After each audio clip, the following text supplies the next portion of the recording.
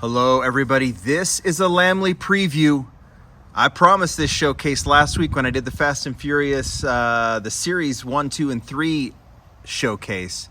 I mentioned I'd have a preview of the new Fast and Furious Premium, and here it is, and it has been talked about a bunch. A couple of these have really been, well actually 3 of these have really been in the conversation since images started getting out there online in the last couple of weeks. Well, here it is. We're going to open it up. We're going to take a look at the models. We have one new casting. We have this very interesting casting. But before we do that, I promised that I would open this one up.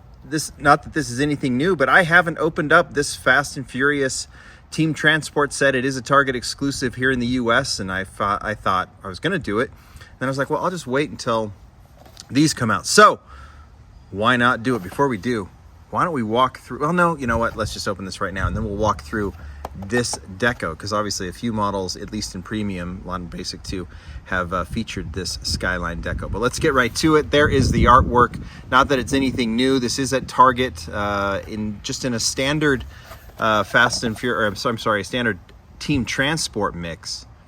And we obviously, Mattel sent this one to me. I gave one away, but I wanted to open this one up. It is the carry-on and the what else is it? The LBER 34 Super Silhouette Nissan Skyline one that we've seen. I didn't pull out the other ones.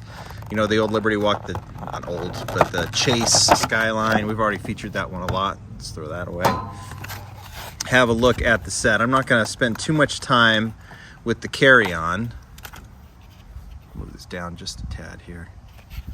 Only because I really want to focus on the model. But here's the carry-on right now. It is in that Racer's Edge deco. I have no idea if they had a hauler. I know this was the red pickup, the Ford Lightning. Was it Lightning? Yeah, the Ford Lightning pickup in red with the Racer's Edge. I have no idea if there's a blue version or a carry-on truck or whatever, but it's there. It's a cool hauler, and this is the Skyline. Obviously, it's the Liberty Walk Skyline. Obviously, this is a fantasy model done in the Paul Walker and the Brian Skyline deco from the original film. This kind of fade into blue striping on the side. And you know what? I actually like this. I think this is a good use of the Skyline, of the Liberty Walk Skyline. I think it's a creative use. Some people don't like it because it's true, but seeing how this has been gobbled up on the pegs when it's been put out, I just don't think this is anything, people can complain, but they're still buying it. And I think that will be the same case along with the Supra. So I like it. So we'll move that one off to the side, and let's get right to these series. Let's start with number 3 of 5. I'm not going to do this in series. There's some wind picking up here. This is the 1970 Chevrolet Nova SS. I guess I can see this is from F9, the Fast Saga. There is that. There is that if you want it, if you're going to be looking for this in stores. I'm assuming it's going to hit fairly soon. Artwork is fantastic. I assume, is that London in the background? Just a really, really cool car, but I see no difference. Well, we'll open it up. But I brought out the original, and we've seen a second version of this one. Obviously, repeats are part of the deal, but I think that this is the only repeat.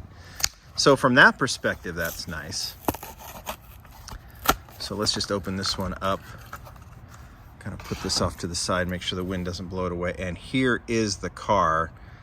Well, I can put it on the turntable, but we'll just have a look. I just don't see any difference whatsoever outside of maybe a subtle change in the shade, but I don't think that was meant to happen if it is there. But I'm already forgetting which one was in which hand. So we'll put it on the turntable, give it a look. I love this casting. I think it's fantastic. I wish we'd see a new version of it, just in like car culture or something, because it's just a perfect muscle car casting that deserves some treatment. The good thing about this one is that, Fast and Furious or not, it's super, super clean and just really, really good looking. It's just we now have 3 releases of this casting and in the same color. So hopefully we'll see it soon in some sort of muscle mix or something like that. All right, let's talk about the Defender. Move these over here. Land Rover Defender from F9 as well. The Rock, was it The Rock that drove this one? I think there was an island scene in this movie, if I remember correctly. This one looks really cool. I can walk through the Defenders. I don't know if I didn't bring out the period correct one, but this one actually originated as Fast and Furious in all black, and it's still one of the best versions, this matte black version with black rims. This is from like maybe the 2nd or 3rd mix, the off-road mix from the original year of Fast and Furious Premium. I really love that version in black. And then we've seen it in car culture a couple times. This was in one of those like search and rescue, obviously livery, but it was like an off-road mix as well. Don't remember what it was called, but this one's cool, especially with those Land Rover colors and the matching wheels. Land Rover's had a really, really good run. It's been in pop culture. I don't have that one. Here's the other one from British. That was the British mix. I can't remember what they called it. But this one has the Defender striping on it, which looks really good. I mean, obviously, look at these. All black. Search and rescue, so a utility version. Then this really clean Defender version in the Defender livery. And then we had this Bilstein, which is also clean. Not as cool as the other three, but nice as well. I just think it's really nice. And then, yeah, like I said, I think it's been in pop culture, but now we have this one. So we'll get this one opened up. I guess I should have, I'm ripping this one pretty bad. I guess I should have brought out the period correct version, but I didn't. Oh, this one's matte green.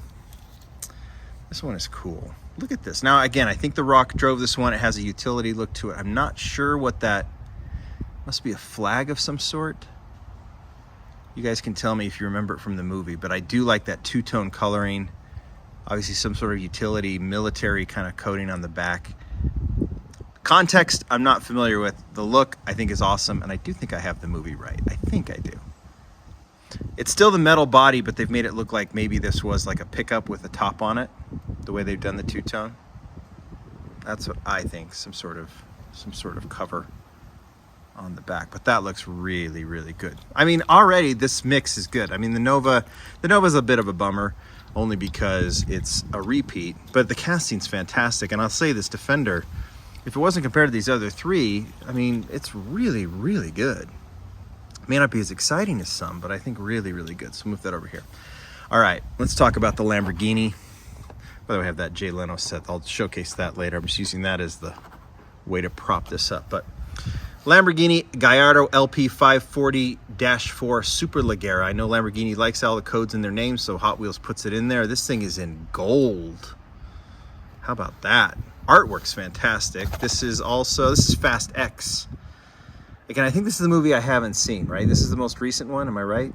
I think so. But, so I don't think I've seen the context in this one, so I'm not sure.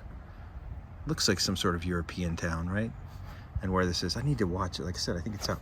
I did bring out the first time the Superleggera went premium. I believe it was in the original mix of Fast and Furious with the Skyline and the S15 and everything else, the R32 in black. Done in a pretty standard livery, right? With the Superleggera deco on the side. I don't know if this was supposed to be an updated version of this Lamborghini from whatever movie this one was from, but I put this one out there. And then, of course, they have this gold version. Now, the interesting thing here, and a couple of you pointed this out, the artwork has the Superleggera striping on the side. I assume the movie does too, but the car doesn't. The car's pretty minimal. I want to open this up because I'm just wondering with this gold, I mean, they don't do it in it's like a Spectre Flame gold, right? That we've probably seen. I would say this is probably treasure hunt level, super treasure hunt level. This Spectre Flame, I guess I could have brought out a gold super treasure hunt. But yeah, I just don't know why they didn't put the deco on there. It's pretty clean in the back, or pretty plain in the back. Lamborghini logo, taillights done in black. I mean, I don't know, maybe it's something that, well, they've done it in black. The headlights are definitely tampoed on top. I was just wondering if maybe it's the paint. But yeah, I'm not entirely sure why. It's really cool in gold. So I'm not sure why the deco's not there on the side. But having this premium in this Spectre Flame gold color, I'm not going to complain about that. I think it's pretty sweet.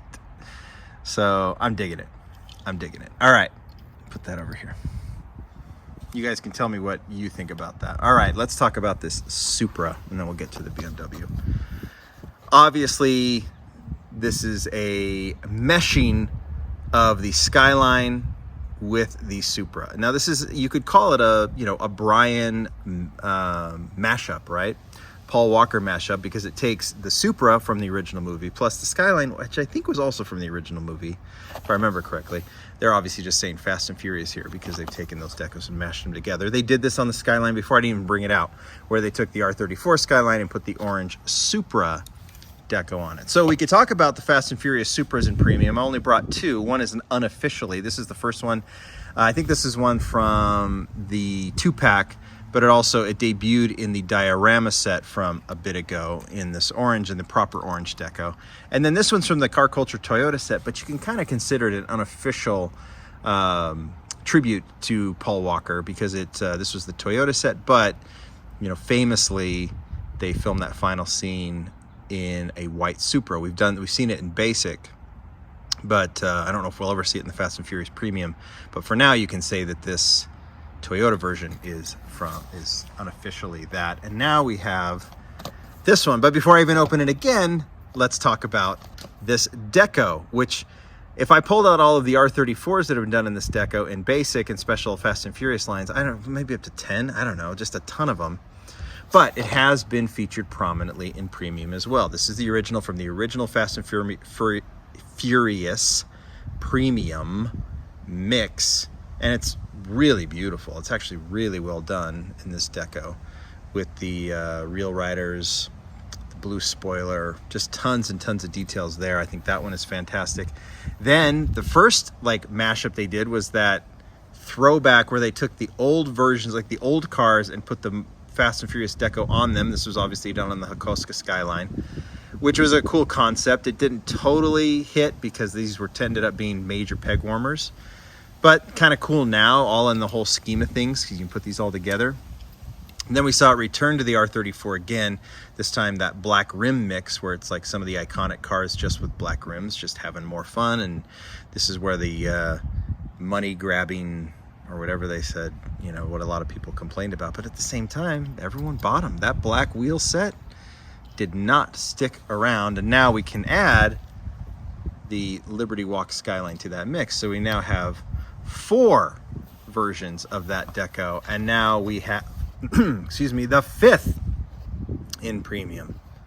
I would have loved to have seen the rims done in more of a metallic color, like they've done on the art, because the art is really, really cool. I think it looks really, really cool. Fast and Furious, let's just open it up.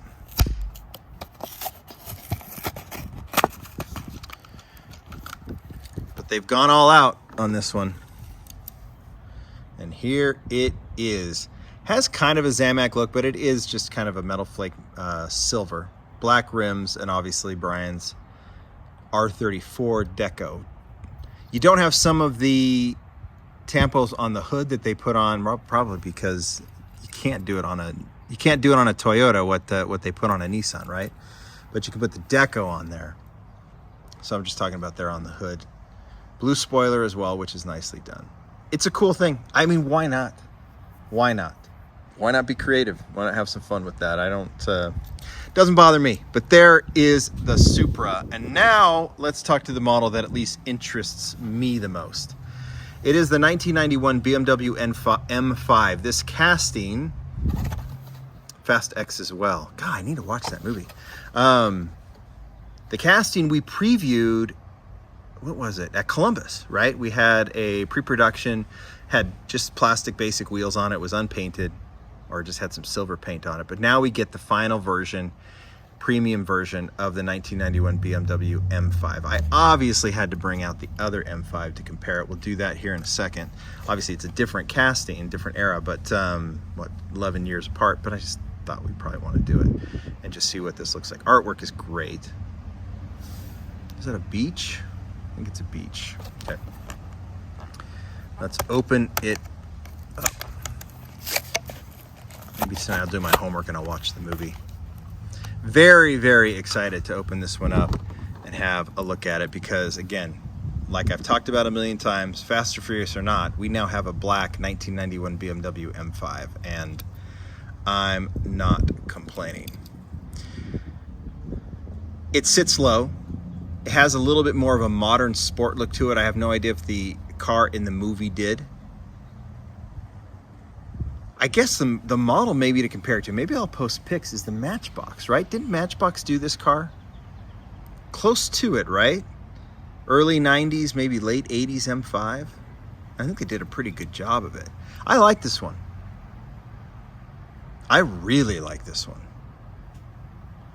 It's nice and square from that era.